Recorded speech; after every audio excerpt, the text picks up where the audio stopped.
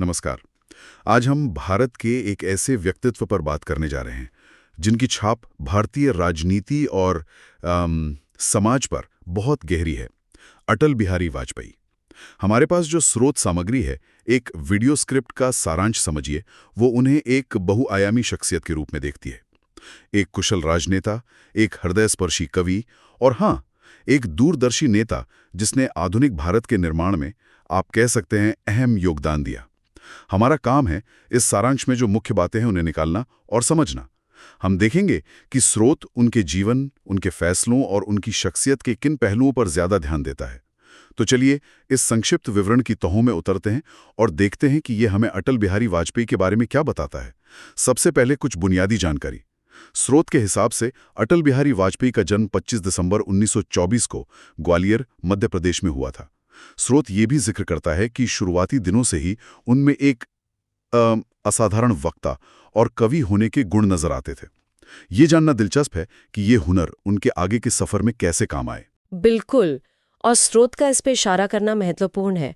देखिए, सिर्फ प्रतिभा होना एक बात है, लेकिन उसका राजनीतिक जीवन में असरदार इस्तेमाल वो दूसरी बात है। एक बेहतरीन वक्ता होने का मतलब है लोगों से सीधे जुड़ने की क्षमता, अपने विचारों को साफ और असरदार ढंग से रखने की कला। और कवि होना, ये संवेदनशीलता दिखाता है, भाषा पर गहरी पकड़ दिखाता है। स्रोत बताता है कि वे भारतीय जनता पार्टी यानी बीजेपी के संस्थापक सदस्यों में से थे। तो अगर हम देखें, उनकी बोलने की कला और काव्य प्रतिभाएं सिर्फ व्यक्तिगत गुण नहीं थे, वो राजनीतिक विचारधारा को फैलाने और संगठन को मजबूत करने की शक्तिशाली औजार भी साबित हुए होंगे, जैसा स्रोत इशारा कर रहा है। ये दिखाता है कि स्रोत उन्हें केवल एक राजनेता नहीं, बल्कि एक ऐसे व्यक्ति के रूप में देखता है जिसकी कलात्मक क्षमताएं भी उसकी राजनीतिक पहचान का अहम हिस्सा थी। मतलब उनकी बात करने का अंदाज सिर्फ भाषण नहीं था, बल्कि लोगों के दिलों तक पहुंचने का एक जरिया था, ऐसा स्रोत मानता है। अच्छा, अब उनके राजनीतिक जीवन के शिखर की बात करते हैं। स्रोत के अनुसार वे 3 बार भारत के प्रधानमंत्री बने। पहली बार 1996 में, फिर 1998 में और तीसरी बार 1999 में, जब उन्होंने अपना कार्यकाल पूरा किया। ये 3 कार्यकाल, जैसा कि स्रोत इशारा करता है, भारत के लिए काफी उथल-पुथल और अहम फैसलों का समय रहे। और यहीं से स्रोत हमें उनके कार्यकाल की कुछ बहुत ही अहम और कह सकते हैं निर्णायक घटनाओं की तरफ ले जाता है। पहली घटना जिस पर स्रोत जोर देता है वो है मई 1998 में पोखरण में किया गया परमाणु परीक्षण, जिसे पोखरण 2 के नाम से जानते हैं। ये वो मौका था जब भारत ने दुनिया के सामने अपनी परमाणु क्षमता का दूसरा सफल प्रदर्शन किया। स्रोत साफ तौर पर कहता है कि इस चुनौतीपूर्ण और साहसिक कदम के दौरान वाजपेयी ने दृढ़ता से देश का नेतृत्व किया। ये सिर्फ एक तकनीकी कामयाबी नहीं थी, बल्कि एक बड़ा भू राजनीतिक कदम था। हाँ, और स्रोत जिस तरह उनके नेतृत्व का जिक्र करता है वो महत्वपूर्ण है। इसे अगर हम बड़े परिप्रेक्ष्य में देखें तो 1998 का माहौल कोई आसान नहीं था। अंतर्राष्ट्रीय स्तर पर परमाणु अप्रसार संधियों का बहुत दबाव था। ऐसे में परमाणु परीक्षण का फैसला लेना ये एक बहुत बड़ी राजनीतिक इच्छा शक्ति और रणनीतिक दूरदर्शिता की मांग करता था। स्रोत का ये कहना कि उन्होंने नेतृत्व किया, ये सिर्फ पद पर होने की बात नहीं है, बल्कि ये उस दबाव को झेलने और राष्ट्रीय सुरक्षा को प्राथमिकता देने के उनके संकल्प को दर्शाता है। स्रोत के विवरण से ये महसूस होता है कि ये कदम भारत की वैश्विक स्थिति को एक तरह से दोबारा परिभाषित करने वाला था, जिसने देश को परमाणु शक्ति वाले राष्ट्रों की कतार में खड़ा कर दिया, भले ही इसके बाद कुछ समय के लिए अंतर्राष्ट्रीय प्रतिबंध भी झेलने पड़े हों। बिल्कुल। वो दौर अंतर्राष्ट्रीय संबंधों के लिहाज से वाकई काफी नाजुक था। अब स्रोत एक और बड़ी पहल का जिक्र करता है जिसने भारत के भविष्य पर गहरा असर डाला।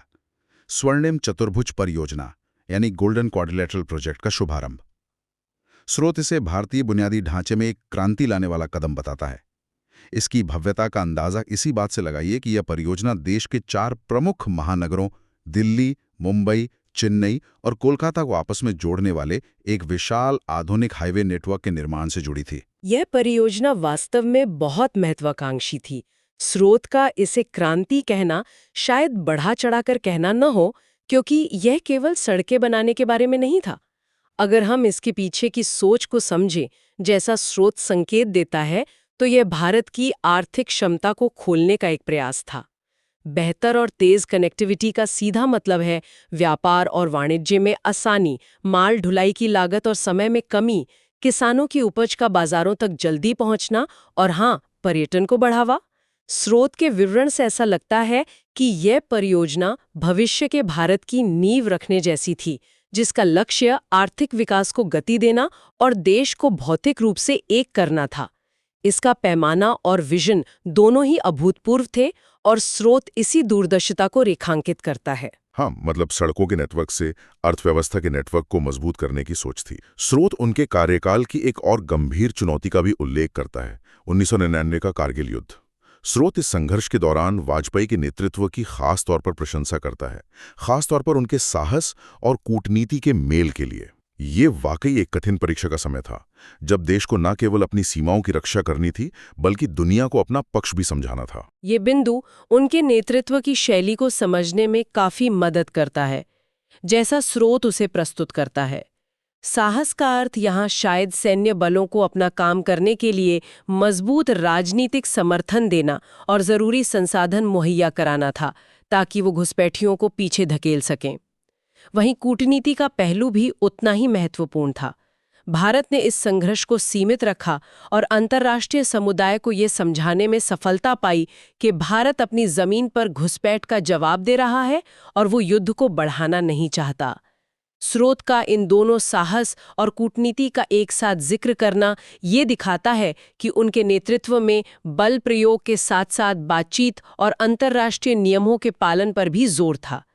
ये संतुलन बनाना, खासकर ऐसे तनाव भरे माहौल में, किसी भी नेता के लिए एक बड़ी चुनौती होती है और स्रोत वाजपेयी को इसका श्रेय देता हुआ दिखता है। तो एक तरफ परमाणु परीक्षण और कारगिल युद्ध जैसे कठोर निर्णय और चुनौतियां, दूसरी तरफ स्वर्णिम चतुर्भुज जैसी विकास परियोजनाएं। लेकिन स्रोत केवल उनके राजनीतिक और रणनीतिक पहलुओं तक ही सीमित नहीं रहता।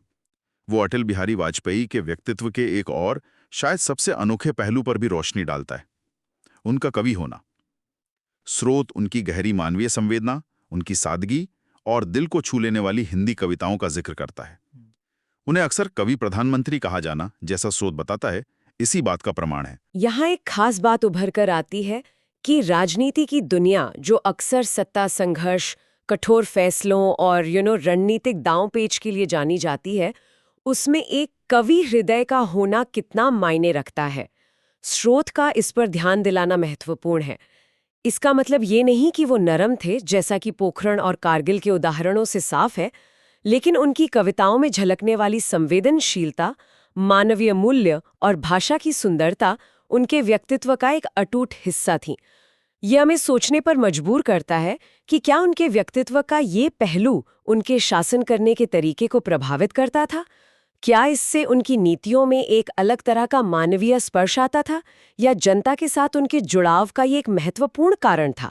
स्रोत हमें इन सवालों के सीधे जवाब तो नहीं देता, पर यह जरूर दिखाता है कि उनकी पहचान सिर्फ एक राजनेता की नहीं, बल्कि एक ऐसे व्यक्ति की थी जिसमें सत्ता और संवेदना का एक दुर्लभ मेल था। हाँ, उनकी सादगी और व्यक्तिगत व्यवहार की कहानियां तो काफी सुनने को मिलती हैं। उनके इतने लंबे और प्रभावशाली सार्वजनिक जीवन को देखते हुए ये स्वाभाविक ही था कि उन्हें देश का सर्वोच्च सम्मान मिले। स्रोत बताता है कि 2015 में उन्हें भारत के सर्वोच्च नागरिक सम्मान भारत रत्न से सम्मानित किया गया। ये उनके राष्ट्र के प्रति योगदान की एक औपचारिक पहचान थी। स्रोत ये भी बताता है कि उनका निधन 16 अगस्त 2018 को हुआ। और स्रोत उनकी विरासत को संक्षेप में बताने के लिए 3 शब्दों का उपयोग करता है: शांति, प्रगति और कविता। अगर हम इन शब्दों को उनके कार्यकाल की घटनाओं से जोड़कर देखें, तो प्रगति हमें सीधे तौर पर स्वर्णिम चतुर्भुज जैसी बुनियादी ढांचा परियोजनाओं की याद दिलाती है, जो आर्थिक विकास पर केंद्रित थीं। शांति का संदर्भ शायद पड़ोसी देशों के साथ संबंध सुधारने के उनके प्रयासों या उनके कूटनीतिक पहलुओं से हो सकता है, जिसका संकेत हमें कारगिल युद्ध के दौरान उनकी कूटनीति के उल्लेख से मिलता है। हालांकि स्रोत इस पर ज्यादा विस्तार से नहीं बताता। और कविता, वो तो उनके व्यक्तित्व का प्रतीक ही है, उनकी मानवीय और सांस्कृतिक पहचान। तो ये 3 शब्द, शांति, प्रगति, कविता, स्रोत के नजरिए से उनके बहुआयामी व्यक्तित्व और उनके कार्यकाल की प्राथमिकताओं का सार पेश करते हैं। यह दिखाता है कि स्रोत उन्हें एक ऐसे नेता के रूप में देखता है जिसने न केवल देश की सुरक्षा और विकास पर ध्यान दिया, बल्कि मानवीय मूल्यों और सांस्कृतिक संवेदनशीलता को भी महत्व दिया। तो इस पूरी चर्चा का सार क्या निकलता है? हमने स्रोत सामग्री के जरिए अटल बिहारी वाजपेयी के जीवन और उनके समय के कुछ महत्वपूर्ण पहलुओं को समझने की कोशिश की।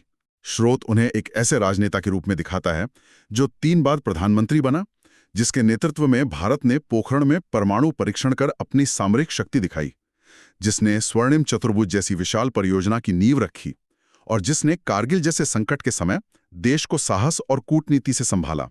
साथ ही स्रोत उनके कवि रूप, उनकी मानवीय संवेदना और सादगी को भी उजागर करता है और बताता है कि उन्हें भारत रत्न से सम्मानित किया गया।